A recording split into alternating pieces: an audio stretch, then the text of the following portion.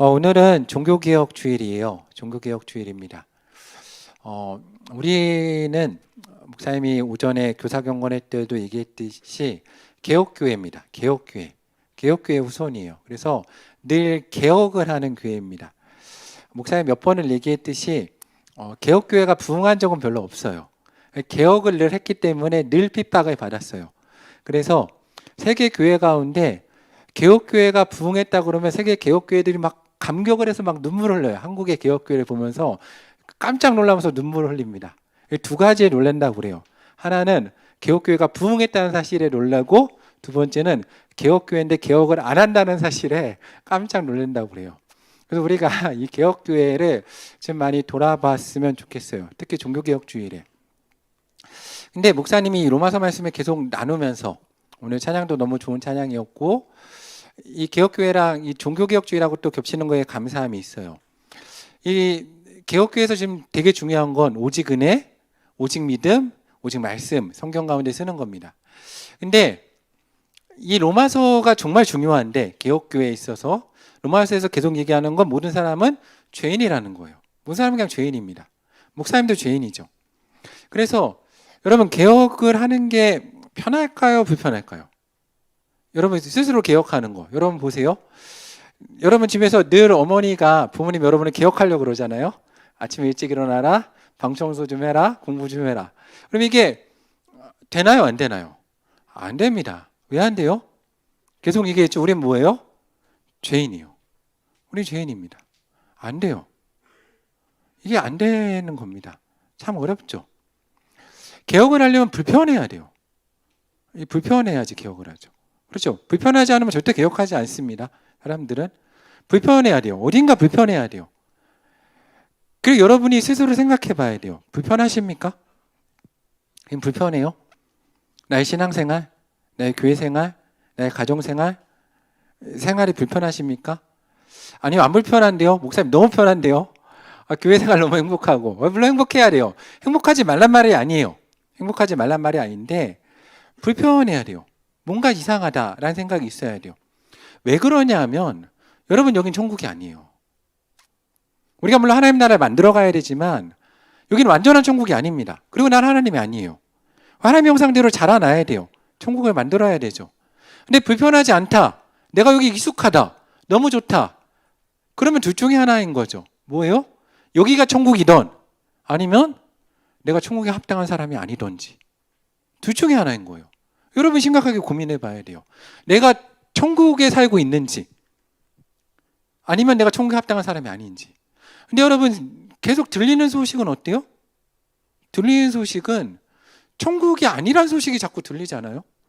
근데 난 너무 편하다면 돌아봐야 돼요. 나를. 여러분이 개혁에서 제일 중요한 건 나입니다.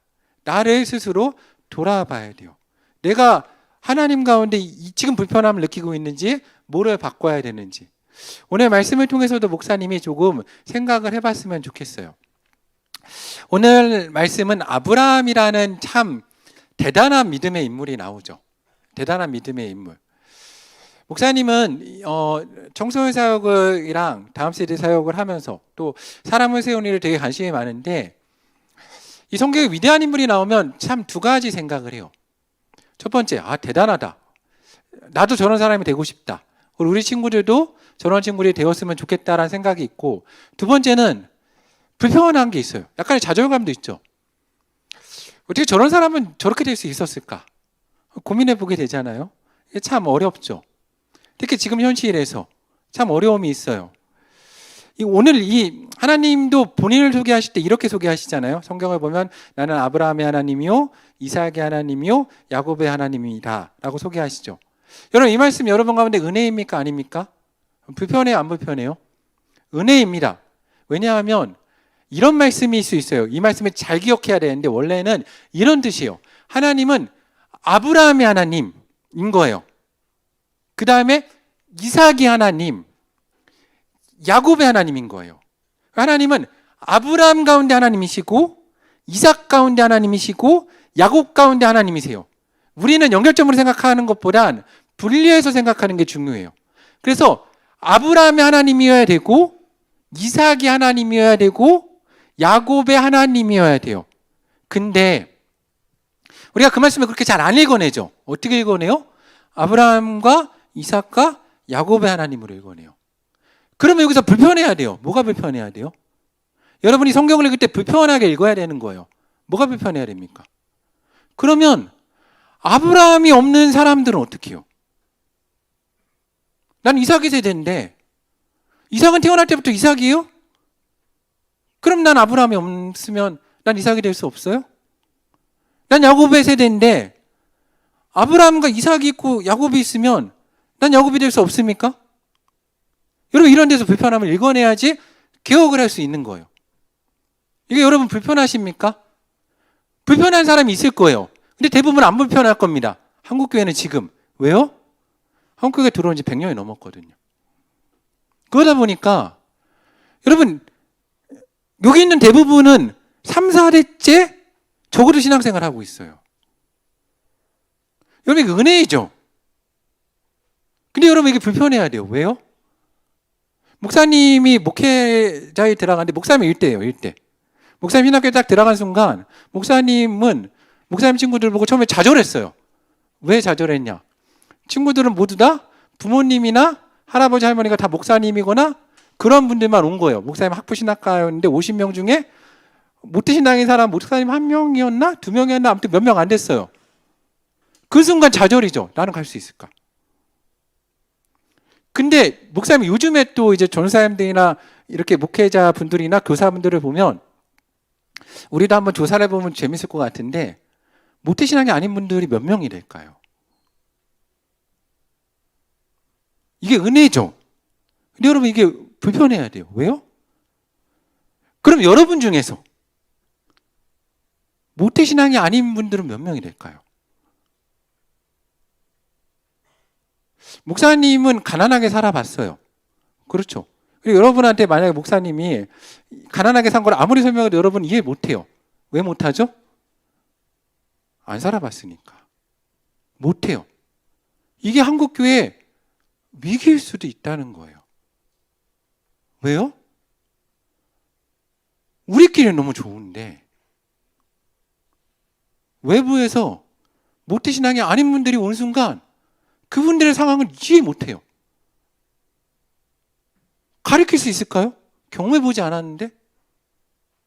그런 목회자가 점점 시기해지고 그런 교사들이 점점 시기해지는 순간 전도의 문은 막힐 수 있어요. 근데 우리가 이걸 아무도 의식을 못한다. 아무도 불편하지 않다. 그러면 뭐 할 수 없는 거예요? 개혁을 못하는 겁니다. 그러면 신경 쓰지 않겠죠, 더 이상. 그 부분에 대해서 우리가 무슨 교회 활동을 하거나 교회 프로그램을 짜거나 예배를 드릴 때 전혀 이제는 배려하지 않게 되는 겁니다. 당연히 알겠지. 이걸 왜 몰라? 나는 태어날 때부터 알았는데. 근데 목사님은 태어날 때부터 몰랐어요. 목사님이 성경을 왜 읽기 시작했냐? 모르니까. 아무도 안 가르쳐 줬으니까. 그래서 읽었어요. 당연히 안다고 생각하고 했으니까. 근데 목사님 때는 좀 낫죠. 그래도 있었으니까. 근데 지금은 없을 수 있어요. 우리 교회가. 그렇죠. 그러면 그냥 손을 거버리는 겁니다. 어려워지는 거예요. 여기에도 그럴 수 있어요. 근데 그렇지만 정말 홀로 있는 친구도 있을 겁니다. 다른 분들은 모르지만 홀로 생활해야 되는 사람도 있을 거고 신앙생활을 해라는 게 너무나 어려운 친구도 있을 거고 교회 밖의 사회생활은 더 어려운 친구들도 있을 거예요. 그리고 그런 상황 가운데 저 친구는 좋은 신앙의 배경을 가졌는데 저 친구는 좋은 가정을 가졌는데 저 친구 부모님 밀어주시는데 나는 그냥 홀로 있는 친구도 있어요. 정말 홀로 있는 친구들도 있고 부모님이 계시지만 홀로 가야 되는 친구들도 있을 거예요. 참 어렵죠. 목사님은 그래도 은혜를 많이 받은 게 목사님, 부모님이 매일 목사님을 위해서 기도해 주세요. 목사님 너무 감사해요. 하루에도 막 몇 시간 새벽 기도도 하고 그 힘으로 가요. 근데 목사님 그러면서 생각해 보죠. 내 주변에 혹시 목회자들이나 다른 분들 가운데 부모님이 안 다니시는 분들은 얼마나 힘들까? 목사님은 생각을 해요. 왜냐하면 그런 배경을 가졌으니까. 근데 그거 경험해보지 않은 사람들은 당연한데 그럼 뭘 안 하게 될까요, 우리가? 기도하지 않는 겁니다. 저는 그래서 오늘 이 말씀이 참 중요하다고 생각해요. 이 로마서 4장 3절 말씀이. 오늘 로마서 4장 3절은 이렇게 얘기하죠. 성경이 무엇을 말하느냐? 뭐라고 기록되어 있습니까? 아브라함이 하나님의 믿음에 이것이 그에게 뭐라고 그랬어요? 위로 여겨진 바 되었다라고 기록되어 있어요. 오늘 말씀은, 이 로마서는 정말로 깊게 공부를 해야 될 말씀이에요. 몇 시간을 얘기해야 될 말씀인데 목사님 몇 시간을 얘기 못하고 짧게밖에 얘기 못하는 게 좀 안타깝긴 해요. 그렇지만 최대한 빨리 끝내면서 얘기해 보겠습니다. 오늘 말씀은 이 단어를, 이 문장을 잘 이해를 해야 돼요. 여러분, 이 문장을 잘 이해해야 됩니다. 다시 목사님이 읽어볼게요. 성경이 무엇을 말하느냐? 아브라함이 하나님을 뭐예요? 믿음에 뭐가 되었어요? 그것이 그에게 위로 뭐요? 여겨진 바 되었다고 되어 있어요. 위로 뭐예요? 여겨진 바 되었어요. 위인이 됐습니까? 너 위인이야 했어요? 아니에요. 뭐라고 그랬어요? 여겨진 바. 그럼 여러분 위인인가요? 죄인인가요?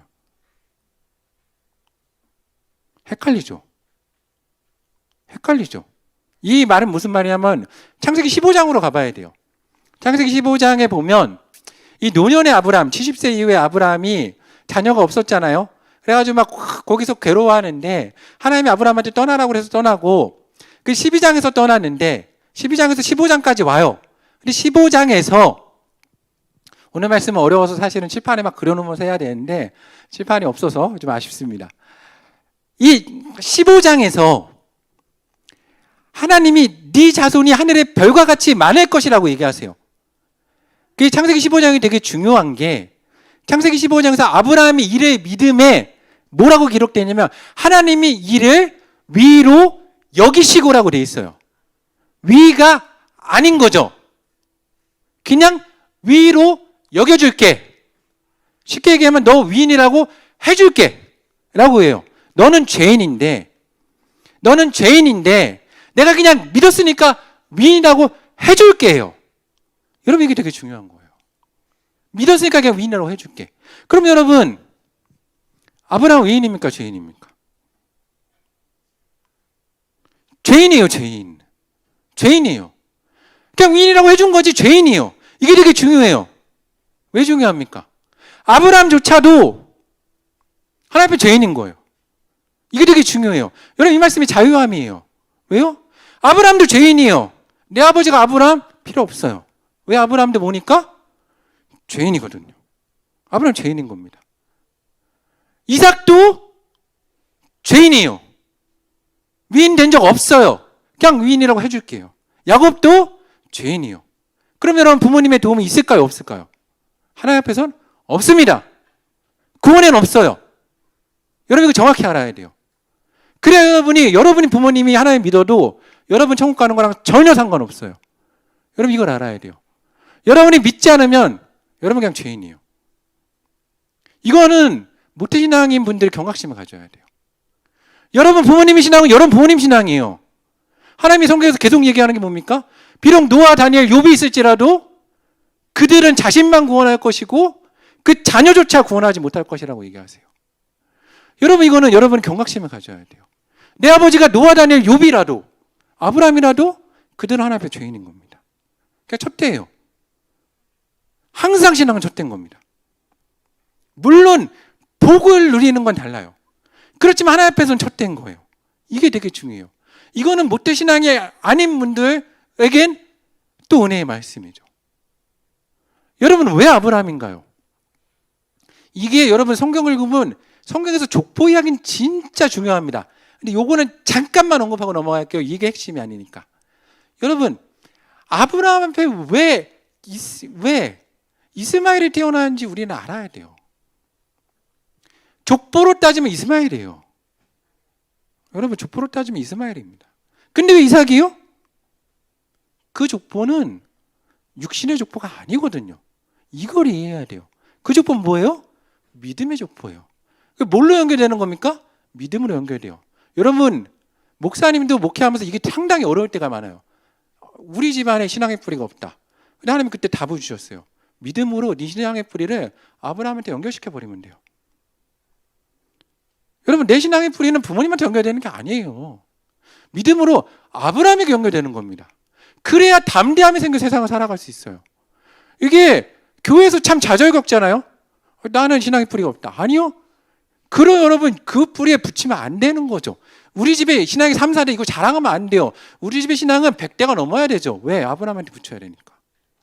그럼 아브라함한테 붙이면 누구랑 연결됩니까? 예수 그리스도 하나님과 연결되는 겁니다. 여러분, 이걸 여러분이 왜 멜기세덱인지도 되게 중요해요. 여러분, 이거 두 가지, 왜 아브라함인가 멜기세덱인가를 여러분이 공부해 봐야 돼요. 이게 첫 번째 오늘 말씀에서 되게 중요한 거예요. 하나님은 누구나 앞에서 믿음의 첫대예요. 아브라함도 첫대입니다. 그리고 왜 아브라함인가?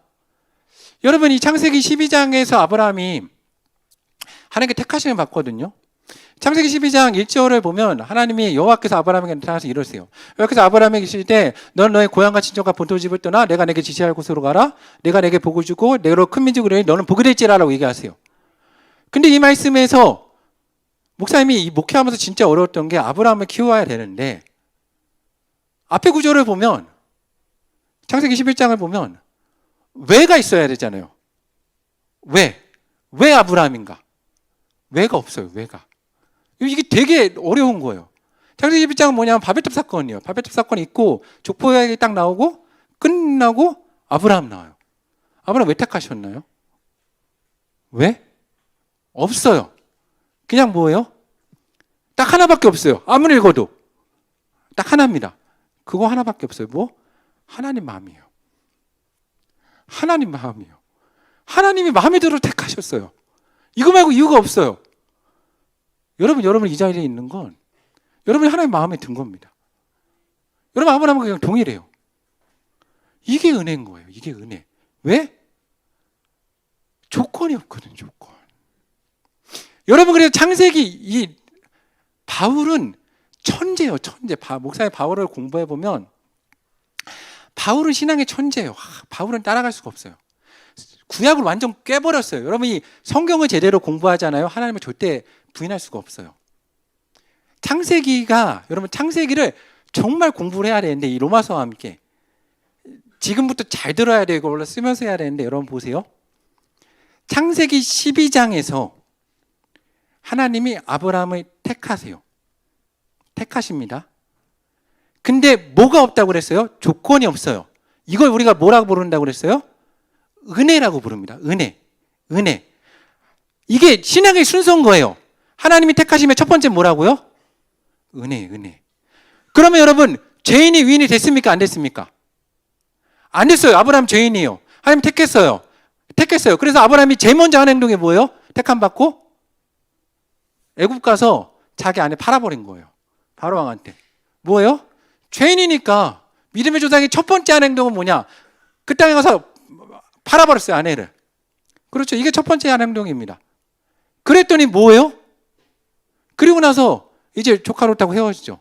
그 다음에 여러분 나오는 게 뭐냐면 13장에서 팔고 14장에서 누가 나오냐면 멜기세덱이 나와요.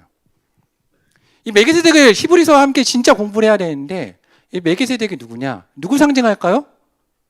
멜기세덱이 나와서 뭘 하냐면 아브라함한테 떡하고 포도주를 줘요. 어디서 많이 본 장면 아닙니까? 그러니까 아브라함이 뭐래요?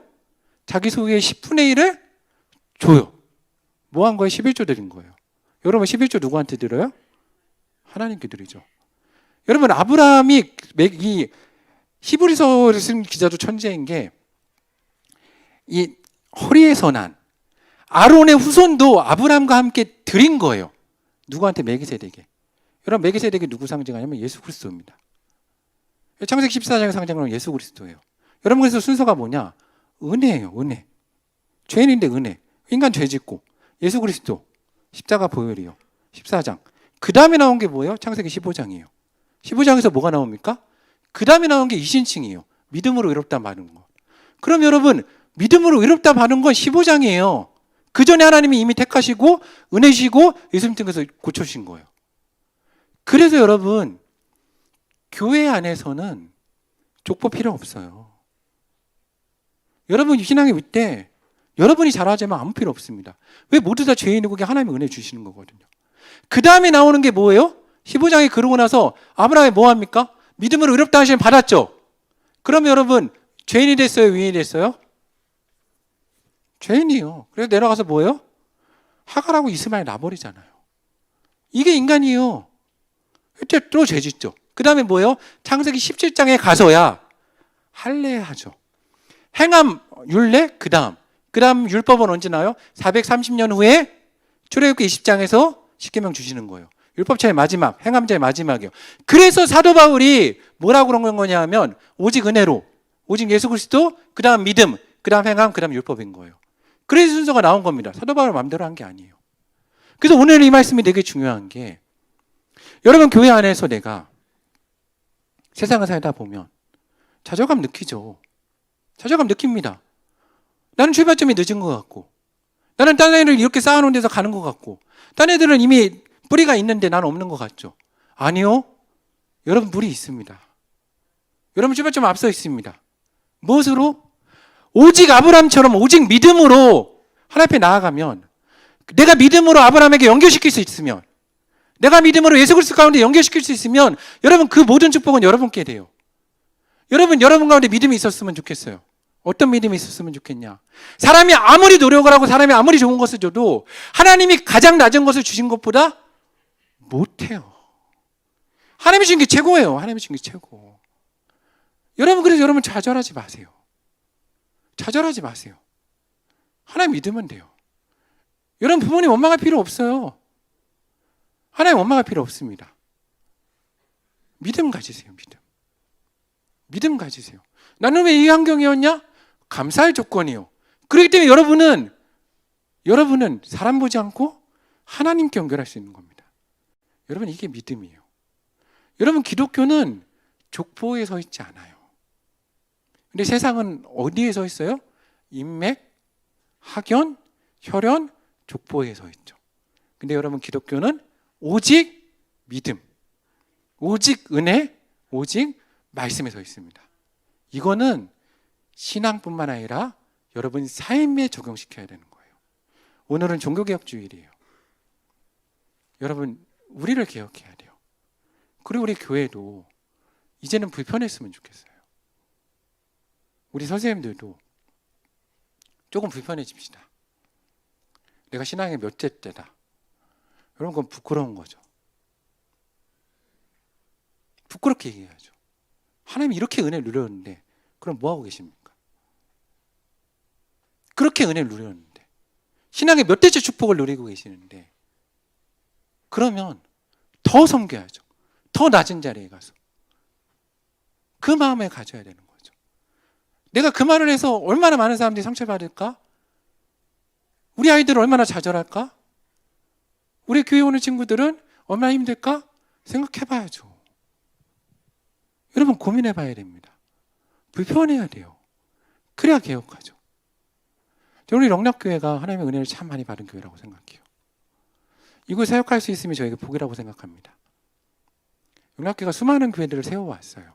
수많은 사람들을 세워왔고 더 그런 은혜를 누렸으면 좋겠습니다.